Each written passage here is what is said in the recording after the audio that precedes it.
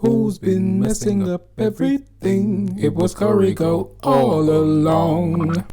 What we're doing, right, is you're making a rug and I'm making a rug, and then we're shipping it to each other. If the world was in a different state right now, I'd be out there and we'd be doing this together. Bro, as soon as this thing clears up, I'm telling you, bro, we've been DMing for a very long time. We've got a good rapport. Right. Rugs is doing good right now. You just happen to get a rug gun at the same time I did. And I think also just a real thing as well to just say is, like, you know, closed mouths don't get fed. I'm just so grateful that, like, when me and you reached out and it was good vibes and we actually were able to get this done. Yeah, I love that. Closed mouths don't get fed.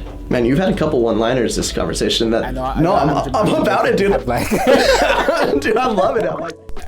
So this is officially the first video that I'm going to do with a tufting gun. On this channel, I usually do videos that are easy to approach, and this is a very expensive piece of equipment. It's not super easy to come by either. So normally I'll teach people how to do rugs and stuff with a vanilla tool or a punch needle, but I decided to branch out for this video because it's a special one. Also, because I make rugs professionally, it kind of makes sense for me to scale up my operation a little bit. Fam, this thing is so heavy. Tufting with this, boy, muscles. So the idea behind this is to make a rug that shmoxd can finish off. And in my mind, I'm like, okay, so first of all, I need to make a design that actually fits him. There's nothing worse than when you're doing a collab with someone or you're working with someone creatively and then you like force your vision onto them. So what I've decided to do is look into Brian and pretty much what he does. I've been a fan of him for a while, so I have a pretty good idea, but when I was like scrolling through to refresh myself, what I realized is that he does a lot of skulls. I thought if I can incorporate the skull into the design, hopefully that will give him a bit of a starting point, and then he can take that to wherever he decides that he wants it to go.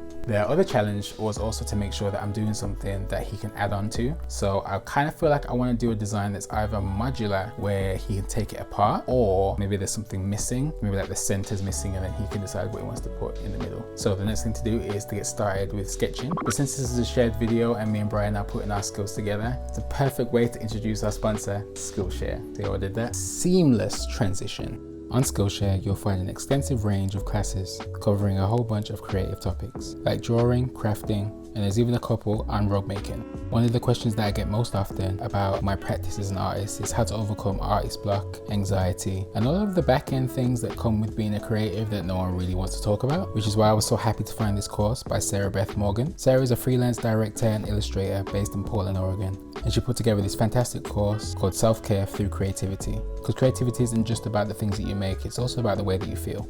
My favorite thing about Skillshare is the very specific and curated learning experience. They're always launching new premium classes and there's no ads, which means that I can stay 100% focused every time I want to learn something new. An annual subscription to Skillshare is less than $10 a month, and the first 1,000 people to use the link in the description will get a free trial of Skillshare Premium membership. I feel like you're gonna really enjoy what I've done though, fam. Dude, I'm so stoked. Because what I did was, I don't want to give too much away, but like I did it sort of like a way where it's modular. Oh, okay. So you can either decide if you want to finish it as it is, take my month's cloth, put it on your frame and then finish it, or you can take what I've done and then add your own thing to it. Interesting. So I've just given you kind of freedom with it. And that's like the beauty of collaborations is if you get to like powerhouses and if you can like combine it to make something bigger and better, that's like the reason behind collabs, right? Absolutely. I'm excited to see what you send me. I have an idea in my head I think you're gonna like. I think it could be fun. Dope. I can't wait, man. And I can't wait for everyone to see it as well, because I feel like they're actually gonna go crazy. I know. Dude, I'll get DMs, I'll get comments in my videos, like everyone being like, hey, CurrieGOAT, when you collabing with him, you need to collab with CurrieGOAT. And I'm like, oh, just you wait, dude. Just you wait. Same. The people have been demanding it and the people will get what they ask for, god damn it. You're gonna get it. And I was thinking about going back to like the collaborations and like why you do collaborations. I feel like a lot of times people do collaborations in the hopes of like gaining more followers, more whatever. And for some reason this one, it doesn't feel like that. It feels like we're doing a service to like our fans essentially, because like they've been wanting it so much. And I love that. I feel like that is the whole reason why I generally do collaborations, is it's more for like the outcome, in the sense of like, what's something cool that I can make that I wouldn't be able to make by myself? What's something cool that I can provide for others that they're gonna appreciate it? Yeah, for real. I think that's the beauty of it. I feel like me and you just get along, and like I kind of felt like we would already, because I feel like the fact that people are asking me and you to collab already means that we already have the same audience. So I'm not necessarily expecting any sort of big boost, but what I am hoping for is that we are adding some sort of value to the community when we're doing right. I think people kind of put people who have some sort of social following on a pedestal when really like we're just regular bums like everyone else. We are just regular bums, dude. It's not that deep. We are all just bums, dude. This is literally the largest rug that I've ever done, so I've had to make a completely new frame for it. I got 6 pieces of wood, and I'm gonna add some brackets on it to hold them up on their sides. The idea is it's gonna be kind of like an L shape. I'm gonna have 2 planks down on the floor, 2 planks coming up from that part, 2 planks coming up from that part, and then 2 planks in between. So it's kind of like an L shape with a frame in the middle. These L frames that I've got, they have a lot of room for screws, so they'll stay in, considering this is quite heavy wood that I'm using. And I'm just gonna add some extra brackets on the side just to make sure that everything stays perfect and doesn't fall apart while I'm tufting. Just making sure that I'm measuring out roughly the same height for the top part, so that way it'll be nice and secure and I won't have to deal with any unevenness. One thing about when you're tufting with the gun is that you need to have hooks on whatever frame you're using, because the wool needs to be able to move freely, and if it's too close to the actual gun it will go up the works and literally you won't have a gun anymore.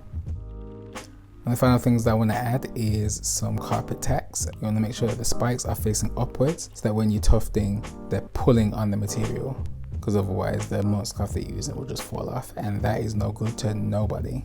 Pretty much this is what the whole thing looks like once the monk's cloth and the frame is all put together. I've already drawn out the design that I'm going to do. I just use a basic projector for it. Actually, do I have the projector? Oh no. Yeah, this is the projector that I use. It's called a Jinho. It's literally the cheapest projector that I could get off of Amazon. You don't really need to like worry about spending a whole bunch of money, because Lord knows I'm not. My favorite thing about your videos is the fact that you'll go, oh, so the entire piece burnt down in a fire and I lost my left arm and I can't draw anymore and then my nose fell off. But I fixed it and here you go. And this is the result. It's like, yo, you know the pain and suffering that I go through when something goes wrong. I stop all filming and I go to bed. Oh no. And somehow you manage to just pick yourself up like it's nothing and then just and leave it in the video. That's what I love so much. You just go, you know what, this went wrong, this went wrong. But I mean, here we go. And then here's the result, bye. You know what I mean? It comes down to that, dude. It's just that failure is part of your process. Like if you don't plan for failure when you're creating something, I mean, you're just copying, right? I don't know if that even makes sense. No, it does, it does. But at least for me, like I know going into it, like I'm probably gonna mess up. Like I don't know what I'm doing half the time. I'm just playing around. It goes back to like actively problem solving as my creativity, as being creative. That is how I look at it. If I don't mess up, I'm basically not trying. I think that makes sense. How often do you record something and it's the first time you've ever done it? Like you haven't even practiced off camera? So many times. And I do Really? get like a bit of like imposter syndrome because of that. Because I'm like, who am I to teach these people how to do something that I'm literally trying right now? But in the end, it's like, okay, you can learn from like what I mess up with. Like here I am, I've messed up, and don't do that. like here, I'm messing this up so you don't have to. But then it goes back to like, hey, actually do mess it up, because then you're gonna figure out a new way, your own way to make this project or make whatever problem you have work. And you know what it is? Even just like the mentality of it, like to be so zen. And obviously I know that like, you know, secretly in your mind, you're probably just like, oh, f this. But like, this is the thing as well. Like a lot of people DM me and they do tell me that I've inspired them. But like, I like to go deeper and I say, well, what's going on with you? And they always say, I've not been motivated, or I can't find motivation, or I can't find creativity. And it's not that, it's that they failed at something and they've just stopped. And I feel like it's like a breath of fresh air to go onto someone's channel and they fail and they go, okay, I just failed. So here's the next part. You know what I mean? I always say, you know, how can an extraordinary idea come from an ordinary person? Like, there needs to be something about you that's different and that stands out for you to be able to come up with something that people can gravitate towards and that they didn't know that they needed. Like the great narcissism of content creators is to think I have something that the world needs before the world needs it, and then to prove it. You know what I'm saying? So I think if you're finding yourself to be an outsider, that's a good thing. Just wanted to come in here real quick with some tips about using the tufting gun. Make sure that if you're using it, you're holding onto the handle stiff and then turning the gun itself, because that way you get a better leverage. When you're using it, you want to go in short bursts, just because if you do it all in one, it's really hard to get a lot of detail, and I like a lot of detail in my pieces. It should look like this when you're punching. When did you start doing TikTok? Let's see. Probably about, I want to say a year ago, but no, that's not true. I remember like as soon as it like started like kicking off and it was like starting to be a thing, I'm like, man, is this something that I'm gonna have to like actually take serious and try to grow? Man, well at that time everyone was just like doing like the lip sync stuff and like the dances. I'm like, there's no way in hell that I'm gonna like get on here and like start dancing and singing. Is this my platform? I like it as a platform to watch. Like I've spent many a 3 o'clock, 4 o'clock yeah, in the dude, just laughing loudly. For me, like it's just definitely just for like the laughs and the giggles.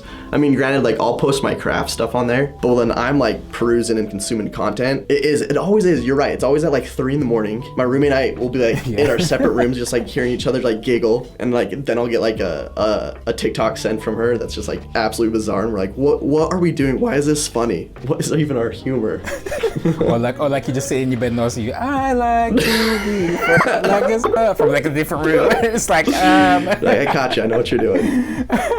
That wraps up my portion of making this rug here. All that's left to do now is to roll it up and send it to Brian so he can finish off his parts. As of the making of this video, I actually haven't seen what Brian made, but if you want to see it, you can see it right now. There's gonna be a link in the description. Make sure you go check it out so you know exactly what he's gonna be sending me to finish in part 2. Anyway, see you in part 2. Bye.